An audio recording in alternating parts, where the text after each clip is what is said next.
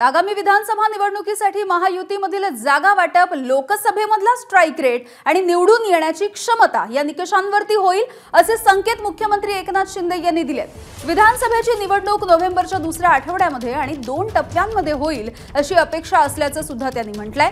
ते वर्षा निवासस्थानी पत्रकारांसोबत अनौपचारिक चर्चा करत होते आणि त्यावेळेला त्यांनी हे वक्तव्य केलंय। निवडून येण्याची क्षमता हाच जागा वाटपाचा मुख्य आधार असेल असं भाजपचे नेते सांगत असताना आता मुख्यमंत्र्यांनी यामध्ये स्ट्राइक रेटची भर टाकली आहे। निवडणुका 2 टप्प्यांमध्ये होऊ शकतात ही बातमी एबीपी माझानं 29 ऑगस्टलाच दाखवलेली होती आणि एबीपी माझाच्या या बातमीवरती मुख्यमंत्र्यांनी शिक्कामोर्तब केलाय। तर मुख्यमंत्री काय म्हणतात आपण बघूयात। महायुतीमध्ये जागा वाटपात लोकसभेचा स्ट्राइक रेट आणि जिंकण्याची क्षमता हाच निकष असेल। विधानसभा निवडणूक नोव्हेंबरच्या दुसऱ्या आठवड्यामध्ये होण्याची अपेक्षा आहे। विधानसभा निवडणूक 2 टप्प्यांमध्ये घेण्यासाठी प्राधान्य असेल।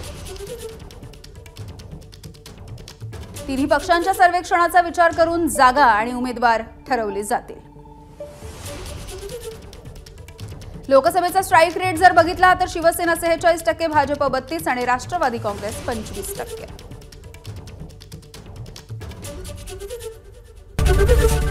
एबीपी माझा, उघडा डोळे बघा नीट।